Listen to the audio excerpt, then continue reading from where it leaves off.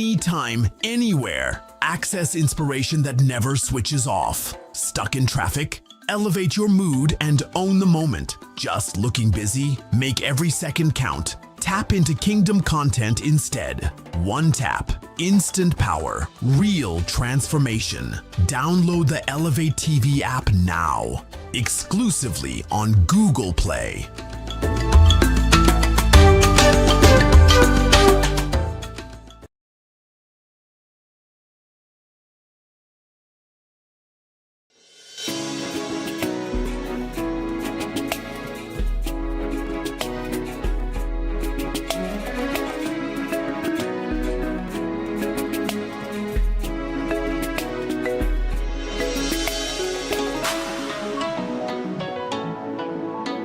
Elevate TV, advancing kingdom lifestyle.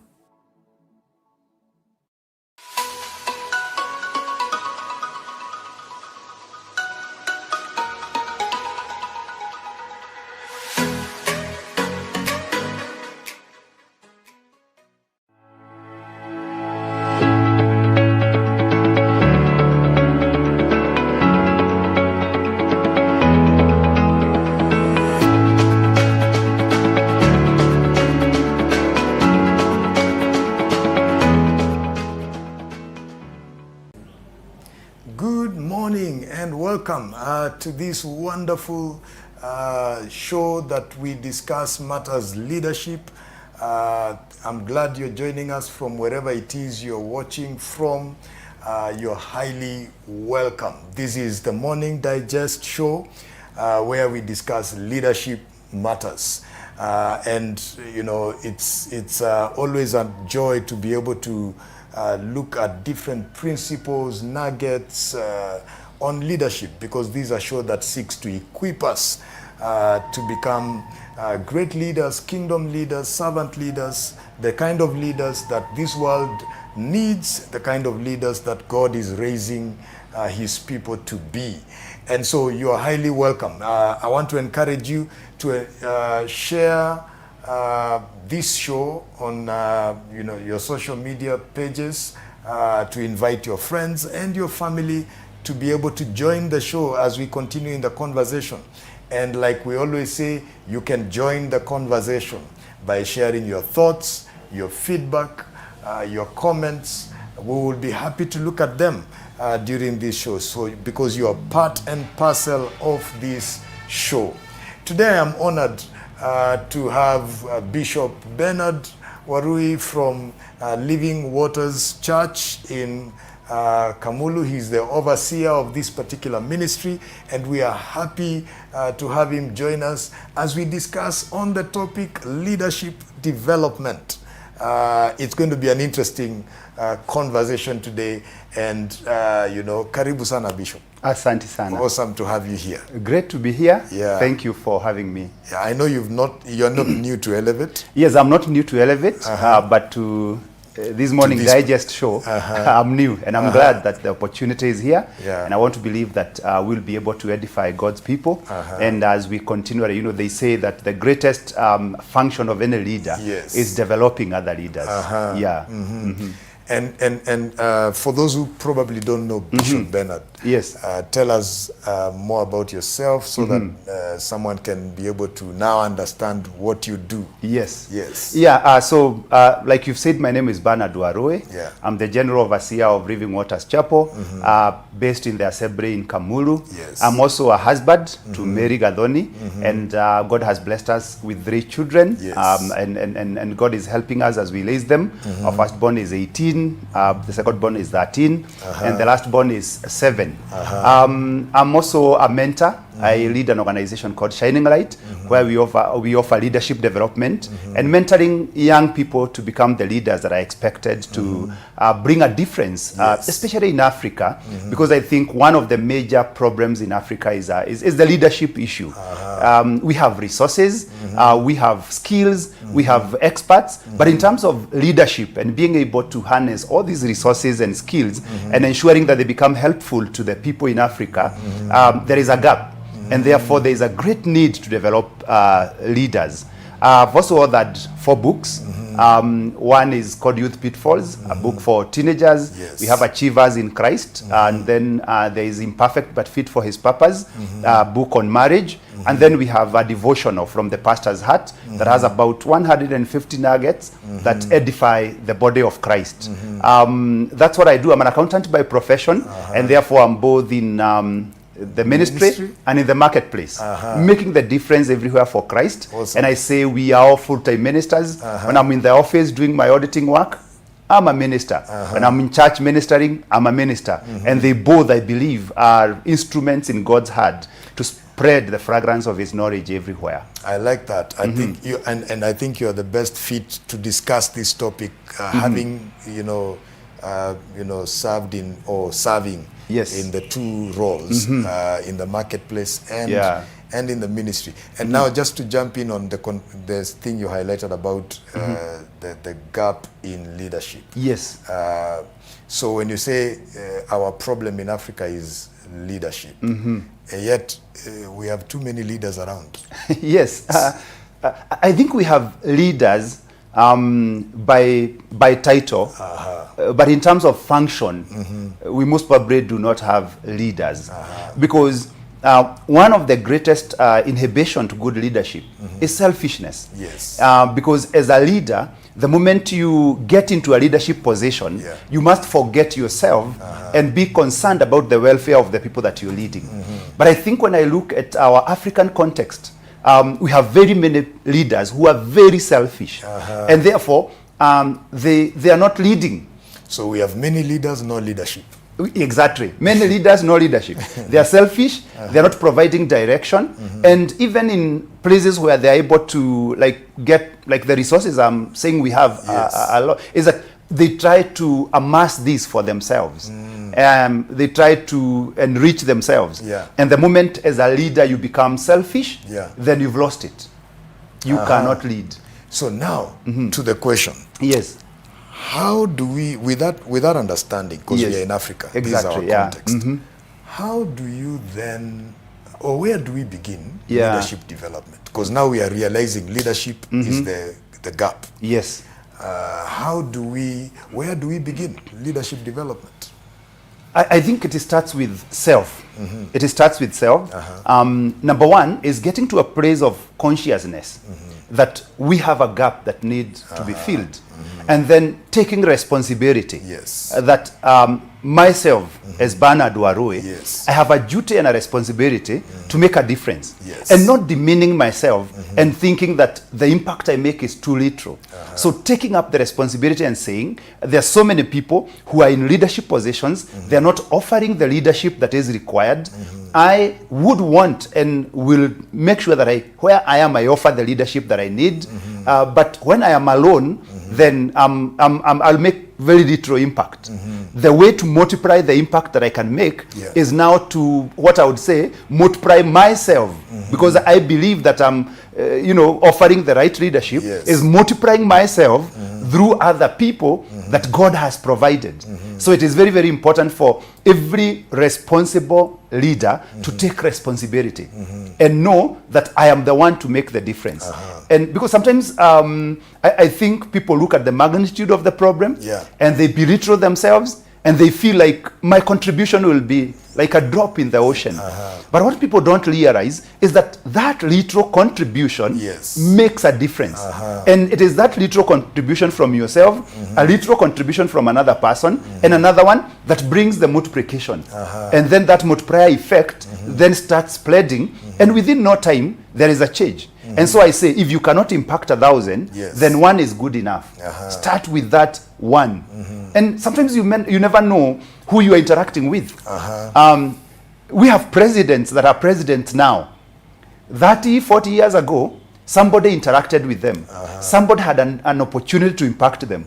At that particular moment, they would not have imagined that this person will one day become president. And therefore, they may never have taken the opportunity to impact them very seriously.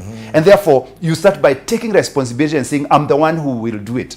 I like the way you say you've taking. I mean, at an individual level, never underestimate your contribution. Exactly. Never underestimate what you're doing. But then now you've alluded to even the presidency, and in Africa there is this. Okay, there is a saying, not just in Africa. Yes, it's out there. It's an old adage. Yes, or a debate that has been. Leaders are born or leaders are made. We are talking about leadership development. Yeah. And there are people who disqualify themselves because they think they are not born leaders. So, of course, I like the way John C. Maxwell answers that question. Yes. Every time you ask him that question, he says, obviously, every leader was born. They have to be born first. Yes, there's no leader that was not born. I believe in both, because we have different types and categories of leadership, and I believe there are people who are born with who have inherent gifting in leadership. People who are naturally leaders, like they find a mess, and the natural instinct in them is clear this mess. They can even find a crowd that is, trying to get things done, but there is no leader, and they may not even be knowing the people. Take for example, they come in. It is not a very good example. They come into an accident scene, and everybody is all over, and nobody is doing anything, and something kicks in naturally, and they take leadership and they provide. So there are people who are that way. But everybody is a leader. Everybody is a leader. So that there are some who also have been born, and in quotes, because I don't think anybody is born without leadership. In quotes, maybe because of how they were brought up, because of the experiences they went through when they were young, that leadership in them was never brought out. It was never, So they come and you meet them, and you have a responsibility now to call out the leader in them. Because everybody, I believe everybody has an aspect of leadership. Some are, based on their temperaments and their giftings, maybe frontline leaders. Like the Bible talks about, the church is the body. All of them are leaders. Some are eyes, some are ears, some are hands. Some are not so prominent, but they have a leadership responsibility. There's something that they do. And so everybody is a leader, regardless of whether they are born with outspoken natural leadership qualities or they are held back and they don't seem to really move forward and lead. But everybody has leadership in them. And I think the responsibility of everyone who now has taken up leadership responsibility is calling out leadership in everybody else that God has brought to them. That's great. You don't disqualify yourself because everybody can be a leader. You have that leadership potential and capacity that can be built in you. What are your thoughts, even as we engage in this conversation on leadership development? We'd be happy to look at them. So please go to our Facebook page, Elevate TV, or YouTube, and share your thoughts, share your comments. And if you have a question, please put it down there. Before the end of this show, we'll be able to respond to the questions. We'll be able to go through your comments and be able to just invite you, or we are inviting you into the conversation as we continue with this conversation. And so, so now we have seen that leadership is the gap. Yes. And we are talking about now, how do you develop leaders? So a leader is in this place, or they have position. Positional leadership, and they are listening to us. Yes. And they want to develop leaders. But they don't know how to begin, what to do. So going back to the initial question, leadership development begins with self. Yes. So how do you develop yourself as a leader? Yes. So the first step is to, of course, after you have acknowledged that I have to develop leaders, is to equip yourself. Is to equip yourself, because leadership development is pouring into people. Yes. And you cannot pour from an empty cup. If you are empty, you have nothing to pour into people. Yes. And therefore, it is very, very important for you to fill your cup first, so that you are able to, out of that overflow, pour yourself into other leaders. And therefore, every leader who would want to develop other leaders must they themselves equip themselves. And this has to be very intentional. Nothing happens by chance. John C. Maxwell says every good thing is uphill. Yes. And you cannot find yourself uphill by chance. You could find yourself downhill by chance, but you'll never find yourself uphill by chance. So you have to ask yourself, what must I do to equip myself? Yes. Is it, do I need to study? Do I need to sit at a mentorship? Do I need to, enroll and take certain courses? Yes. Do I need to read books? Do I need to do research and gather statistics and data and come up with what needs to be done? Yeah. You need to equip yourself. And this equipping is not a one-day thing. It's not an event. It's not a hit and learn. It's a continuous process because you have to always stay ahead. Yes. Because what I've realized is that sometimes you can start developing leaders, and if you're not developing yourself, then what happens is that you place a ceiling for them because they're looking up to you, and you've developed yourself and stagnated at a certain point. They have come and reached that point, and they have trusted you, and they feel like they have arrived because you seem to have arrived. So it's very, very important. There's an example that is always given. They say that you cannot take people where you have not been. Yes. And they say there is a tour guide kind of leadership and a tour agent kind of leadership. Tell us the difference. A tour agent kind of leadership sits in the office in 𝗏𝗧𝗏𝗏 and plans your holiday or your tour. Tells you how beautiful and how good those places are, but they will never go with you. So they give you everything, and now you have to go. And many times when you go there, you have to find out for yourself what it is. And I think like that speaks a lot about a lot of leadership in Africa. That Exactly. They speak of places they have not been, and it's actually like it's more of a book, textbook kind of thing that they are teaching you, but sometimes they don't even believe in what they are teaching you because they have never been there. But a tour guide is one who goes with you. So if we are going to Masai Mara, he goes with you. He has been there. He knows where to fight the lions. He knows where to fight the rhinos. He knows what time in the morning you need to be early to see the number of animals. If you want to see all the big five, what time must we wake up in the morning? He understands the journey. And so a leader who is going to develop other leaders must be a tour guide kind of a leader. Must be one who goes out with the others because he himself or herself has been there. They have been able to experience what they are bringing to this person. Yes. Because you don't only equip yourself by learning, you also equip yourself by experiencing. That as I lead the church, as I handle challenges, as I go through the waves and everything, I'm learning. I'm getting equipped. I'm getting strengthened. And therefore, when I hold the hand of another leader and I'm walking with them through the journey, I'm taking them where I have been, and I'm able to even help them to anticipate, because sometimes one challenge that we have in leadership, which becomes like a catch-up kind of leadership, is because we are unable to anticipate. We don't have what I would call anticipatory leadership. That in this situation, this is what I expect would be the outcome. And because this is what I expect, then this is how I will handle it. But many times we get surprised. We are alive, something happens, and we didn't expect it. So if I have been there before, I was intentional to learn. I was intentional to equip myself. I found a challenge, and I realized this challenge requires this kind of a skill. I went and obtained the skill. I'm able to hold the hand of another leader, tell them on this journey, you will fight this challenge. This challenge requires this kind of a skill. And because I have myself obtained that skill, I can now help you build that skill within yourself. So a leader must equip themselves before they equip others. All right.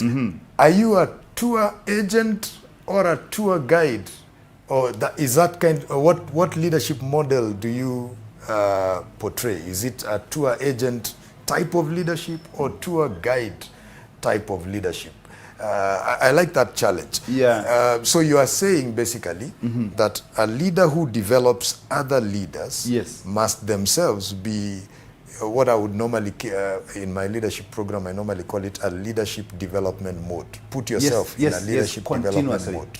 So I'm always developing myself. And you're always growing. Yes. Because, leadership development is like people who are following you. The moment you stop, they stop. So you must always be on the move.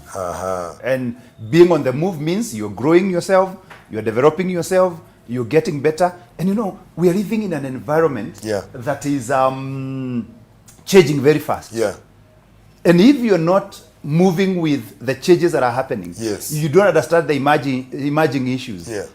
A few years ago, nobody was speaking about AI. Today, everybody is speaking about AI. But there are people who are still behind. There are people who are still not even gone to the basic computer programs to do certain things, leave alone now AI. So the speed at which the world is moving is the same speed or even higher that every leader must now move. Because what happens is that if you are developing leaders, or you are, because the best leaders lead leaders. If you are leading leaders and they realize that you're not catching up, they lose trust with you. They lose confidence in you. And now they feel there isn't much value you're adding to them. And what happens? They leave. And then they start looking for their own ways of growing and developing, and you start feeling disrespected. You start feeling like these people don't value what I have done for them. Yes, you brought them from where they were, but you brought them to a place where they feel you are stagnating them. So that is why, and because they cannot hit you and Peter Nawewe, because you are the lead. they have to find a diversion. And sometimes as they fight that, you start saying they have disrespected. They have abandoned me. I helped them, now they have left me. They're not leaving you because they disrespect you. You have blocked them, and so they have to find a way. So you must be on the move, and you must keep moving. Actually, in that book of John Maxwell, there's a book he has written called The 21 Irrefutable Laws of Leadership. One of the laws he talks about is the law of the lead. That the leader is the lead. Exactly. So it's like, you know, the way you would have a lead covering a container. Exactly. And so if that lead becomes the limit. And so you're saying that if I'm not growing, I limit. You limit them. I limit them. And if they are ambitious and they are growing, they'll hit the lead or find another way. And then you'll find leaders saying they have been disrespected and such. So it's very important for every leader to develop themselves, to equip themselves, and to continuously do that. So that's a powerful challenge that as a leader we must constantly develop ourselves. Let me just look at a few of our thoughts and comments. Thank you, Jack Munyawa. I can see you're watching and you're saying it's interesting that all leaders are born and everyone has a temperament of leadership. Everyone can be a leadership and leadership can be developed. Clara, you're saying what's in your cup? You can't pour from an empty cup. Develop yourself. Thank you so much, Clara. Muyera, Jason Njoroge, listening to my bishop from my office at Elite Heritage Schools. You have a follower watching, you know, and so thank you for your thoughts and comments. I want to encourage you,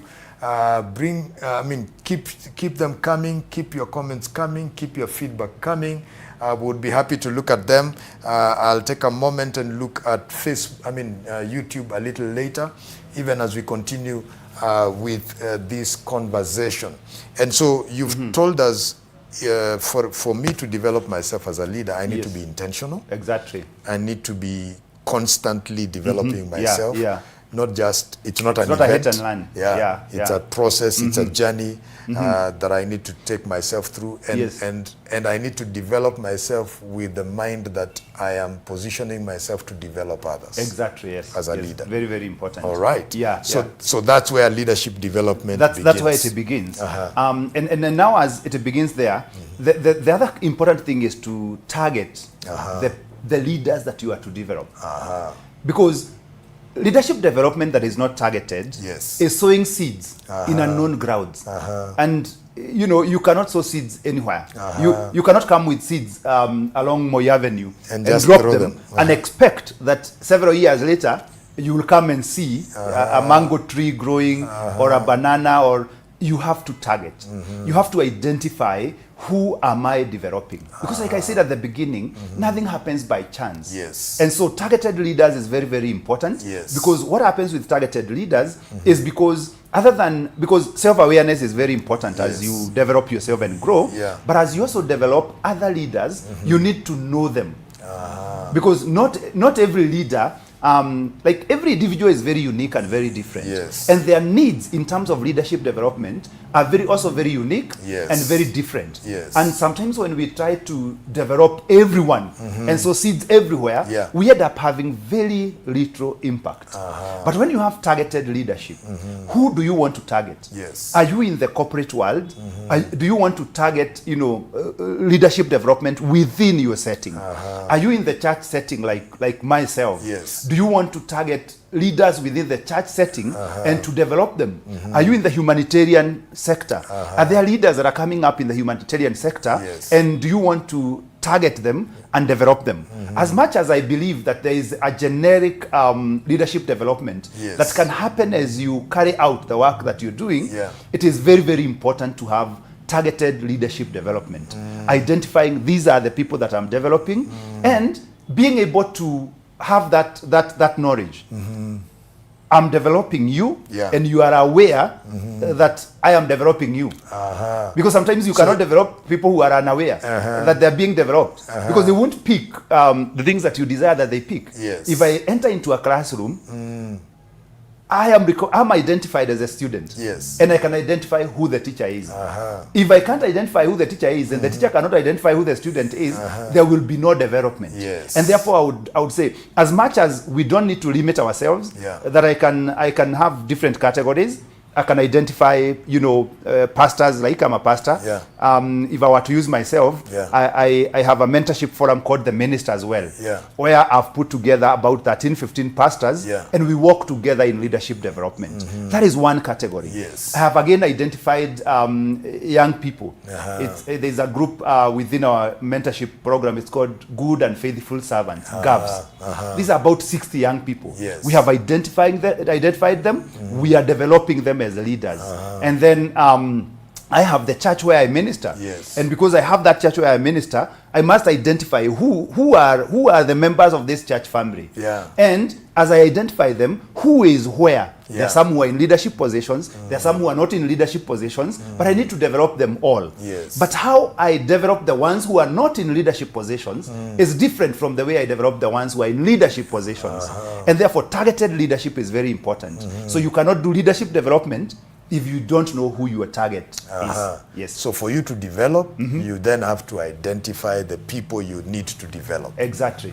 You have to identify who am I developing, Yes. and then you are able now to, because later on we'll talk about structuring and all that, but that is informed by who is it that I'm developing. So now, in identifying these people that you want to develop, Yes. what is the criteria? There are several things. One, identify your own life purpose. What has God called you to do? And what I've realized is that there is no purpose that is for self-edification. Yes. There is no purpose is for Purpose pouring is not into about others. you. It's not about you. Yeah. It's about others. Because a tree can never eat its own fruit. Yes. And therefore, when I have been able to identify my purpose, then it points me to who my target is. It's because purpose will always have a target. Yes. Like God does not give, God is very specific. Moses, I'm sending you to Egypt to go and deliver these children. Jonah, I'm sending you to Nineveh. So if you go to Tarshish, that's not where I sent you. Your purpose is Nineveh. So know your purpose. Purpose is specific. Purpose is very important. Know your purpose. And as you get to know your purpose, of course, there are certain things that inform your purpose. Yes. And one of them is, who have God given you an opportunity to meet and interact with and to work with?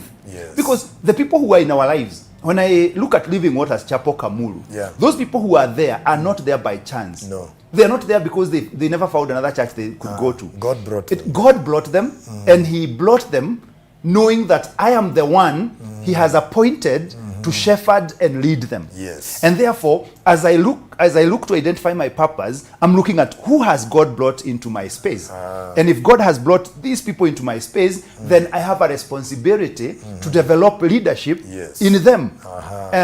The other thing is, who has God allowed me to have influence on? Yes. And you can come from the micro, from your family. God has allowed me influence on my wife. God has allowed me influence on my children. Yes. God has allowed me influence on the community allowed me.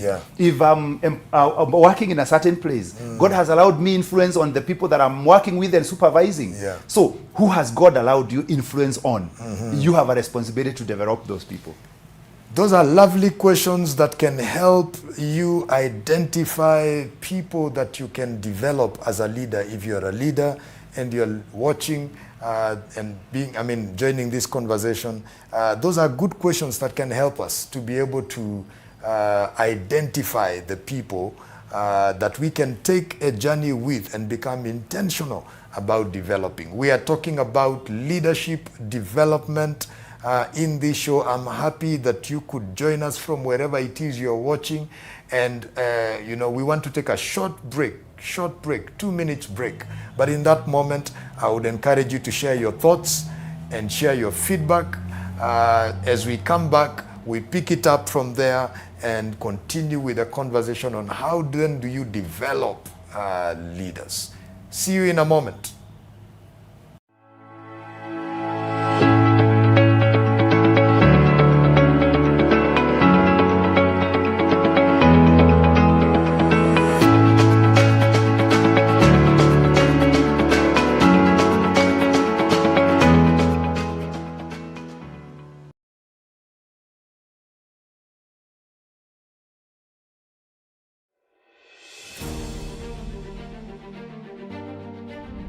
Behind every pulpit is a heart that serves, a life that leads, and a soul that often carries the weight of the flock.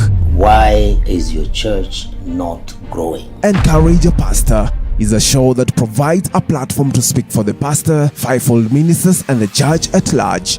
Why should we just keep quiet and cry people are not giving tithes? We keep complaining about what people are not doing.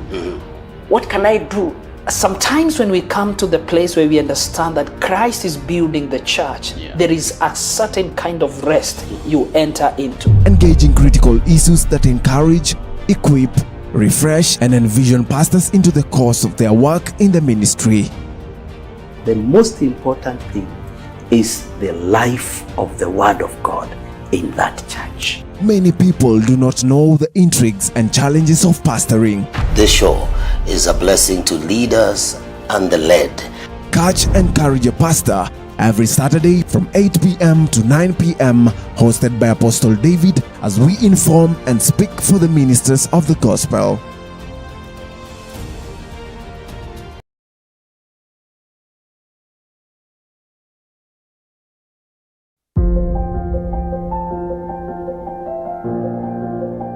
What does it mean to be a man today?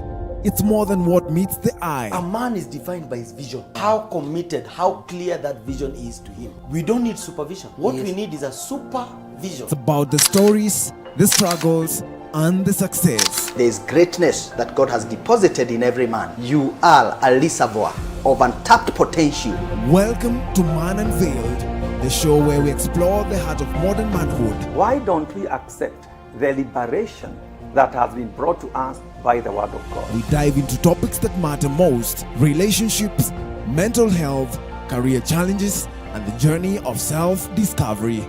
Join us and let's unveil the truth together. Man Unveiled, because real men have real stories.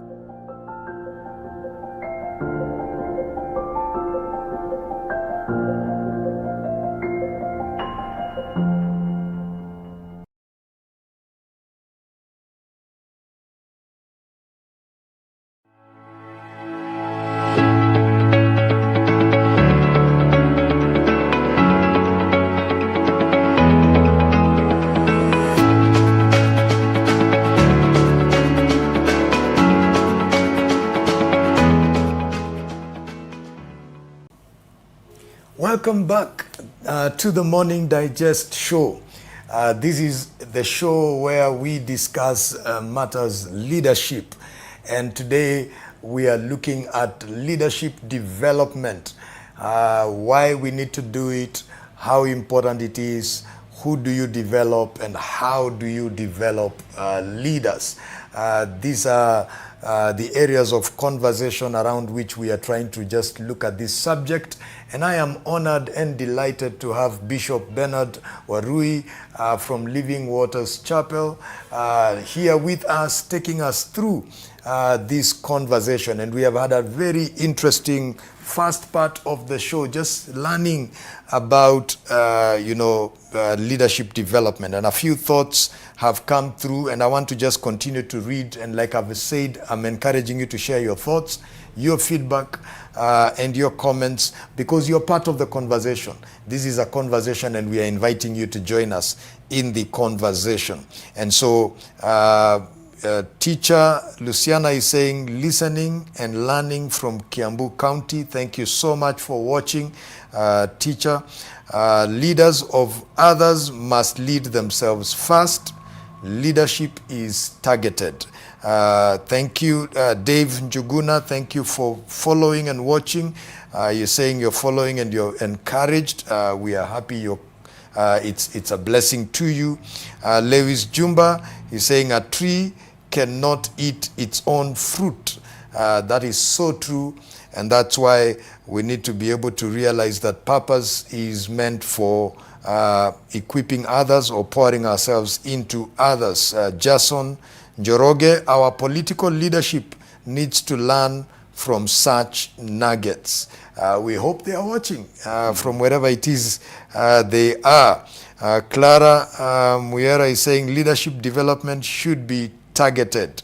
And thank you so much, Clara. And thank you everyone who is watching and sharing your thoughts. That's on Facebook. And quick look at YouTube.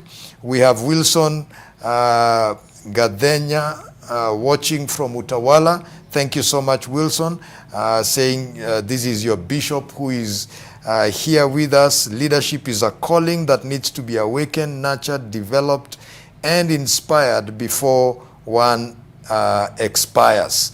Thank you so much, Wilson Gadenya and Julius 𝗂𝗓𝗄𝗃 watching, from Juja. Thank you so much for watching, and we invite your thoughts and your comments even as we continue to engage in this particular show. So we've talked about, the fact that you need to identify people you need to equip as part of the journey of leadership development. Of course, it began by talking about the need to equip yourself, and now identify those you need to identify. And you gave us criteria of things we need to look out for in identifying leaders. As we pick it up from there, how do you, is there a strategy to develop leaders? Is there a curriculum you need to have to develop leaders? What are some of these strategies that we need to employ in developing leaders? Yeah, so I would not say there is a curriculum. We are all created so differently. And our impact on the lives of people that God has allowed us to impact can come in very many shapes. But there are certain generic things that we can talk about. Without being prescriptive, we can provide descriptive, areas and things and ways of doing things that can bring us to a place where we are developing leaders. One of the things that I would like to say is that we as leaders must create a template for imitation. You must intentionally realize that there is someone who is watching. I like that. A template for imitation. Exactly. So that as I do my life, I'm not doing it to just achieve objectives.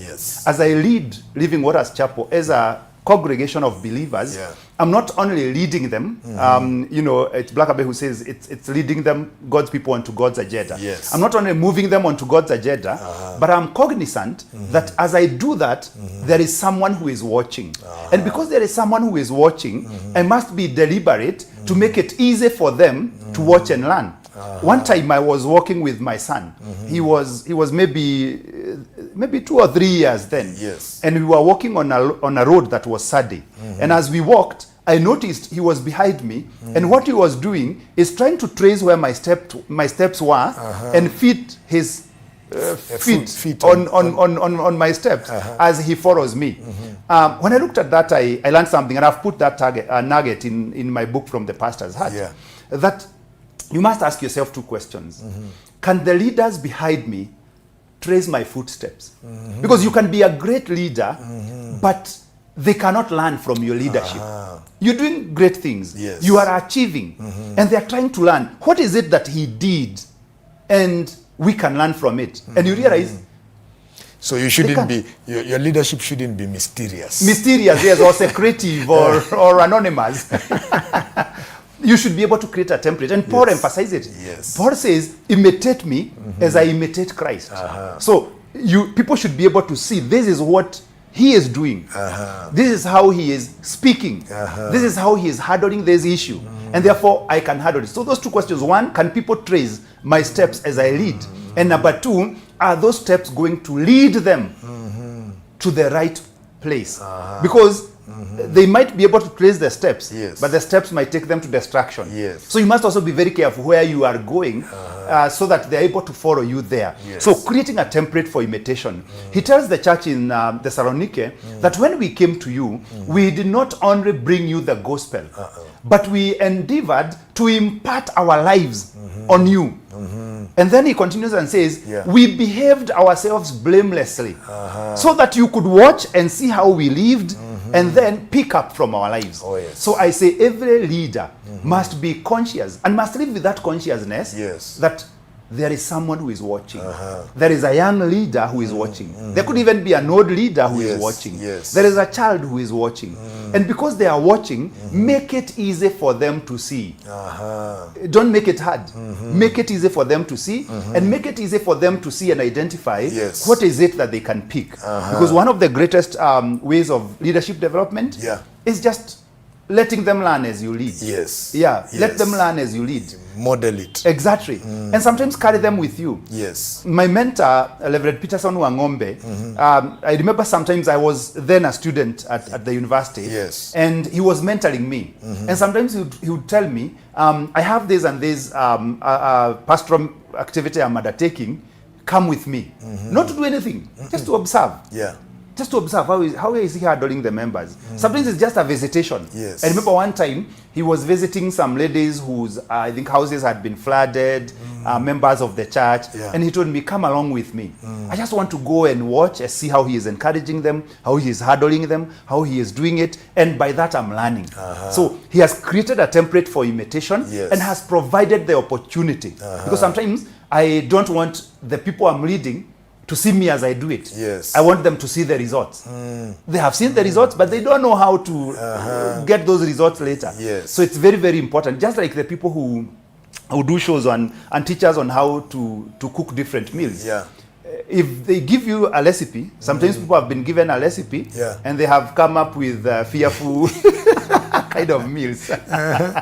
But I think the ones who learn effectively are those ones, they have the recipe, but they also go through the cooking process together with the chef. And at the end of the day, they're able to ask questions. They're able to see certain things that actually may not be written in the book, because not everything is in the book. They're able to understand the why. Why did you do this? Why did you do it this way? Why are you holding the spoon like that? And then they're able, and some crises may even arise. Crises may even arise as they go through the process. But because you've provided them an opportunity, because one of the things that I must say is that a leader who develops other leaders is secure in their leadership. And a person who is secure in their leadership, they are not scared that people might learn their areas of weaknesses. If I'm a secure leader, I'm not fearful that the people I'm developing might watch me doing certain things and see I've made a mistake here. But if I'm secure, I don't fear that. A crisis may even arise along the way. How I handle that crisis helps them learn how they themselves will handle the crisis when it comes up. And you know, when you talk about that fear of people seeing my mistakes, that fear causes a leader to feel that maybe if they see my mistakes, they will disrespect me. Exactly. Or they lose confidence in me. Oh yeah, lose confidence. They'll depart. I'm less who I'm supposed to be now. Yeah. And so we hide our mistakes. So you're saying in creating that template, I should be vulnerable. You should be vulnerable. And it's simply because you are a secure leader. Yes. So vulnerability is a function of security. Exactly. Because sometimes why people will hide their weaknesses is because they feel this person might even use my weakness to overthrow me, to take over, to if I'm leading in the church and I'm careful about how I'm doing my leadership. I don't want people to. Of course, I must say that it must be done with a lot of discretion. Again, you don't become 100% vulnerable to the people that you're leading. Otherwise, you could even discourage them. Yes, you could make them. If our leader is that way, will I ever myself? So you are also, it requires a lot of discretion. Yes, but it takes security and a leader who is secure to be able to say, walk with me, and they don't worry that a crisis may arise, and in handling that crisis, they'll be able to help these people learn how can I handle such a crisis if it comes up. When you allow people to come and you're working with them, the 𝗂𝗏𝗃𝗏𝗃 kind of leadership. Yes. It brings them close, and when they are close, they see things others don't see. Exactly. So they even it's an intended effect of working with leaders. True. But remembering point number 2 is that it is targeted. Yes. Even in terms of where you go, you target. Jesus did not go with the 12 to Gethsemane. No. He went with 3. So as you go to Gethsemane, know who your 3 is. Target your 3 and go with them to Gethsemane. Don't take Judas with you to Gethsemane. No. Not everybody. So your targeted leadership is actually also, would I say, graduated. Yes. Not everybody accesses every level. Let them grow into different levels. You grow into another level. I always say it's like the temple of old. Yes. It had different courts. Yes. There was the outer court. Yes. There was an inner court. Yes. And there was the Holy of Holies. Yes. Not everybody was allowed, even in your leadership, designate who gets how far. So there are people that I will allow to come as close as possible because I want them to learn as much as they can learn. The others I'll allow in the inner court. What is there is enough for them now. And as we grow our trust and confidence levels, they could be allowed into an inner circle. And there are some who I will impact, I will develop, but they remain in the outer court. There are certain, so there has to be those levels. So Jesus had the 3. Yes. Actually had the 1, the 3, the 12, and the 70. Exactly. So he didn't go with everyone everywhere. So for me, create a template for imitation and ensure that the way you live your life is intentional to impart that life. Duplicate yourself in other people. Let them pick your values. Let them pick your way of doing things. Let them pick how you reason out things in terms of principles, not prescription. Everyone has to run their race, and every leader you are developing have their own race to run. Don't push them to run your own race. No. Help them run their race. So let them pick the principles, and they'll be able to go. That point. Meaning that even in the model, even in the imitation, it's you are lifting the principle of a practice. Exactly. It's principle of a practice that I'm able to identify. This pastor that we are working with is uniquely created and has specific purpose that God has called them to. And even their niche, the people God has called them to impact, are different.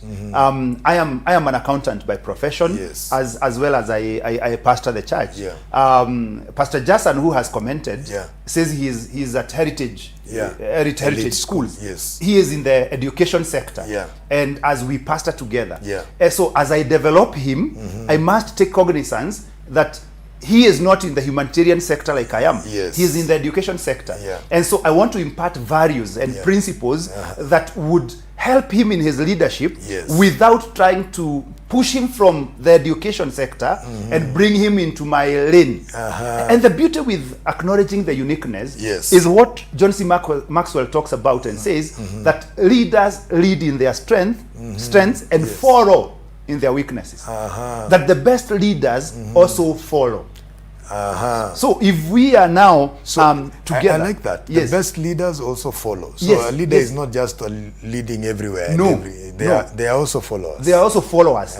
And sometimes you might follow the person you are leading because they are following you in the areas where God has given you strength. Yes. But you are following them in the areas because nobody is looking for a jack of all trades. No. And if you try to do everything, you'll spread yourself so thinly, and the impact will be negligible. So for me, concentrate your energies where your strengths are. Where there could be weaknesses or failings, there is somebody else who is gifted in that area. Yes. Allow them to thrive there. Because sometimes I feel like when, like, take for example, I'm a general overseer of this church. I feel like I can do everything. I can be in finances, I can be in pastoral theology and doctrine, I can be in children ministry, I can be, I need to allow the one who is strong in that area. And that is part of empowering them. Exactly. And it's part of developing them. Yes. Actually, what I've realized is that when you give people an opportunity to lead and thrive, and you show them your confidence in them, you are developing them. That this area, I'm leaving it to you, and I'm not micromanaging. I'm not a helicopter. I'm not coming to watch what you're doing. I'm leaving you to do this, and as you do that, I know you will do it well. So have confidence in you. You find that confidence builds the person. They are challenged to even go and research more. If my leader has entrusted me with the children ministry, then I have to grow myself and develop myself to a level where I will not disappoint them. When you give people trust and confidence, they don't want to let you down. And because they don't want to let you down, they do it very well. So don't be everywhere. Allow people sometimes to lead you in certain areas, and you lead them in other areas. So I like that. I like the fact that you're saying we need to develop a template of imitation. For imitation, yes. Because many times we talk about imitation, but we don't talk about that intentionality. Exactly. To come up with a template that people, making it easier for people to learn. Exactly, true. So that it is not like it's a mystic thing, difficult thing. We only see the results. We don't see how you get the results. It's very important for you to let them walk with you. And you are conscious that they are watching. And so, as you do certain things that you can do very fast, you're doing them slowly. It's like you're teaching a child how to write. You can write very fast. But now you're going slowly, so the child can see how you are moving, and they're able to copy what you're doing. And then now the other aspect is, the one for empowering or allowing, giving people opportunity in their areas of strength. Exactly. Very, very important. After you have done that, the next thing that is very important is structure a program for developing leaders. Don't only rely on imitation, on imitation alone. It's like having a course. We have practicals, and we have theory. Ensure that you don't only have practicals, but there is also theory. For example, if you are developing an automotive engineer, here mechanics nowadays, they are called automotive engineers. You don't call them mechanics anymore. So if you're developing an automotive engineer, they can only learn practically by the issues that are brought into the garage. So if a car comes and it is heating up, then they learn how to deal with that. If another one comes and it has issues with plugs and such, they learn about that. But if for a certain challenge, no car ever comes to the garage, they'll never learn about it. And so you will release them to the market, and then somebody will come and say my exhaust is not functioning as it should, but where they learned by imitation, no exhaust issue was brought, and that is now taken care of by coming up with now a structured program for developing leaders. You targeted your leaders, you created a template for imitation, and now based on the leaders that you targeted, and you can have different structures based on the target. Like I said, I have pastors that I have targeted. I have people in the marketplace that I have targeted. I have young people that I have targeted. For each of these groups, although the principles might be the same, the templates are different. Be very intentional to develop a template. Because what happens with the template is, number one, it helps you to be thorough. It helps you to address the different areas in leadership that needs to be developed. Yes. Number two, it helps the people who are being developed to have an expectation. What is it that we are learning? Yes. And based on that, they're able to assess not only themselves, but also assess your ability to develop them. And it also allows you then as a leader, yes, to to put together the principles that make for your leadership. Exactly. Yeah. It is a well thought process. Yes. When I was at the university, when we went, the first thing they gave us for every course is a course outline. Yeah. And one of the things they said, at the end of this course, you are expected to be able to do this and this and this. Yeah. So at the end of the course, if you're not able to do the 5 things they said you are able to do, then the course was not effective. Yes. And so it also provides a means of evaluation, because leadership development should be evaluated. Yes. Because impact that is not evaluated is not impact at all. Impact that is not evaluated is not impact at all. Yes. And we have many people who are developing leaders, but they are not evaluating the impact they are making. They are not evaluating. They have no parameters for growth. Yes. And therefore, and what happens is that you may think you're developing people, but you are not. Or you may think that you're reaching the level that you should reach, but you're not reaching. So a template also, a structured development program also helps you to evaluate, measure impact. Yes. And what happens with monitoring and evaluating impact is that it helps you with continuous improvement of this program. Yes. We wanted to achieve this. Certain things have not been achieved. Yes. We can improve. We wanted to achieve this. We have achieved even more than we desired. Then this program can go further, and we can increase our expectations. So it's very, very important, so that it provides you with a way to measure growth. If growth cannot be measured, it's not growth at all. Yeah. And that leads me to a question that has just come to my mind. A lot of times when people talk about a structured program, yes, they are you can tend to, especially in this part of the world, we tend to copy a lot of what is being done in the West. We borrow a program there, bring it here. Exactly. Speak to that. Leadership development is contextual. The people God has allowed me to minister to at Living Waters Chapel Kamulu are very different from the people that you minister to at 𝗟𝗏𝗏𝗧𝗘. Yes. And the leadership development at 𝗟𝗏𝗏𝗧𝗘 must be contextual to the people in there. Because leadership development is addressing a need. Yes. And a need is contextual. Yes. It is like a patient who goes to hospital. They have to be taken to the laboratory to find out what exactly is ailing them. You cannot generalize. No. That every patient who comes, give them these 2 drugs, let them go take and no. So as much as you can pick templates from elsewhere, please study them as a leader. Be able to identify, do they address the issues? Do they address the need that I have? If they do, well and good. If not, how can I pick the principles from these, but come up with a program and a structured program to contextualize that contextualizes, and even come to things like even logistics. Yes. You'll find there are places where people thrive with online meetings. Yes. The other places you invite them to an online meeting, and the first 45 minutes are trying to help people join who are unable to join and who eventually don't join. And even if they join, you're doing a program in the evening, it's virtual. Most of the people who are joining are parents. They're either with their kids, they're either in the kitchen cooking, and they have put the phone on. So there's how do you structure it, even logistically. The others by coming physically and being there, that is when impact is made. So ensure that these structured programs are contextual. And try as much as possible to understand your targeted leaders that you're developing, and develop what works for them. Let the leadership development be driven by them, not yourself. You know, they say the change from 844 to CBC is that 844 was teacher-centered. And now they say CBC is learner-centered.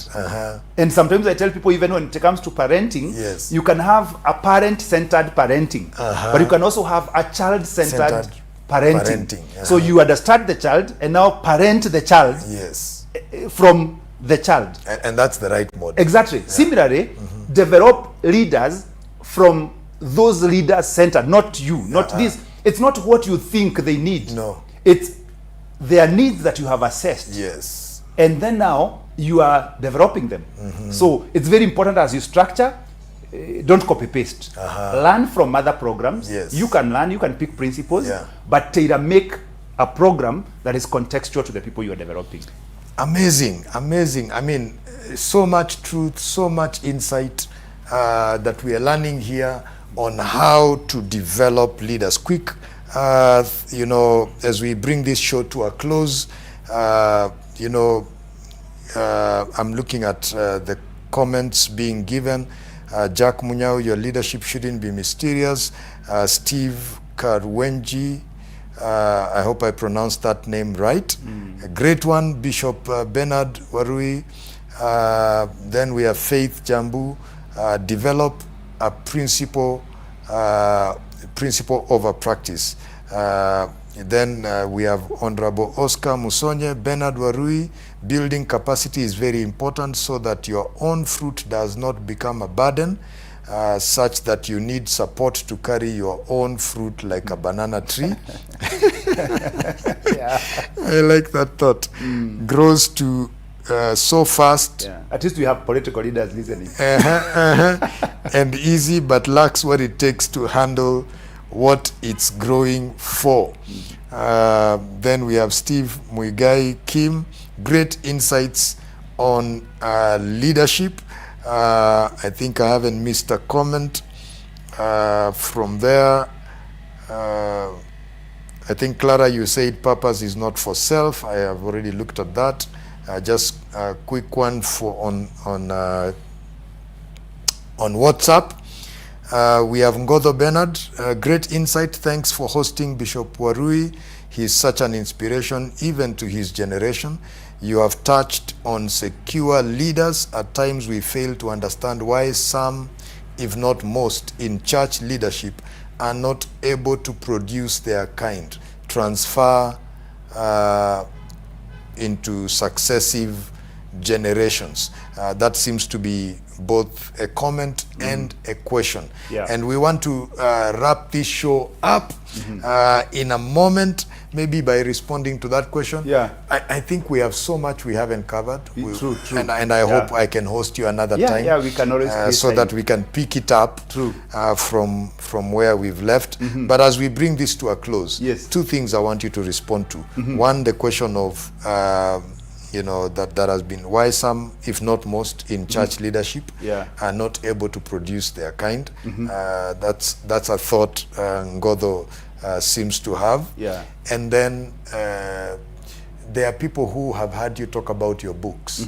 Where do they get them? Okay. So those two questions. Thank you very much. Actually, Bernard 𝗏𝗏 was my teacher of mathematics. Mwalimu wa maths. He's a pastor and friend of mine, and he taught me in high school. Yes.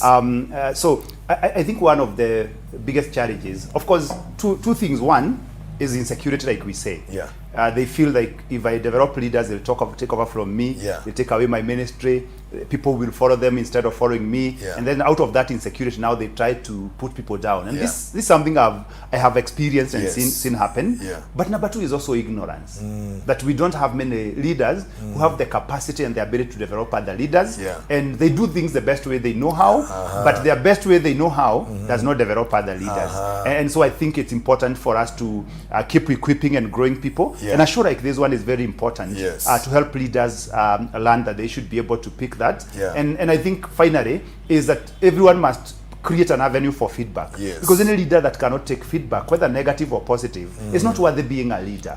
You must be able to take feedback, whether you're being criticized or you're being congratulated. They say feedback is the breakfast of champions. Exactly. Or great people. Exactly. Yeah. In terms of my books, you can reach out to me on social media, Bernard Warui Wairura on Facebook, and Pastor Warui on TikTok, on Instagram, and you will be able to inbox me, or you could go to nuriakenya.com and search for Bernard Warui. My books are listed there, and you're able to get them. They're also in several of the Naivas stores, so you could check out. But if you can just reach out to me, inbox me on Facebook, I'll be able to respond and ensure that you get a copy. Thank you so much, Bishop, for being here. You're welcome. It's been an amazing, insightful show, just learning on principles of leadership. Yeah. And I look forward to having you again. Thank you. As we continue with this conversation. I could have had him next week, but he's traveling, and so I hope to have him another time to pick up the conversation from where we left. Otherwise, you know, we have learned today, become intentional about developing yourself and intentional about creating a template others can follow as you develop other leaders. I believe that's a good place to stop this conversation today, or put a pause on this conversation today. Thank you for being here. God bless you richly. See you next week, same time, same place.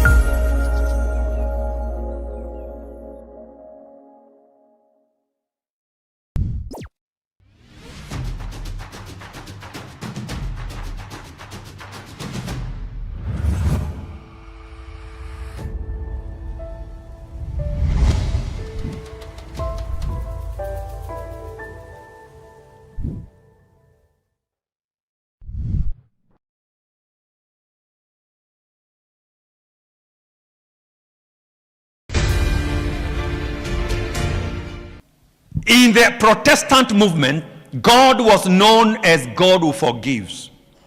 I write to you, children, because your sins are forgiven. In the charismatic movement, God was known as a mighty God, power. It was all about manifestation. We would know that God is there if he manifests. That's why you would pray until God manifests. But in the apostolic day, one of our major emphases is knowing God as a father. If God is your father, who are you? You are a son of God. We get to look at the church as a family of God. In the previous time, the church was viewed as an institution. But we now come to a day of looking at the church as the family of God.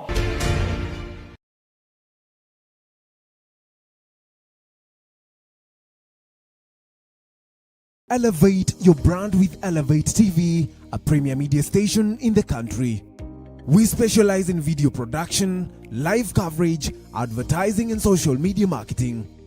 We do quality production for YouTube videos, podcasts and live events. Transform your vision into reality with creativity and precision. Call us today and elevate your story on 0705 872 237.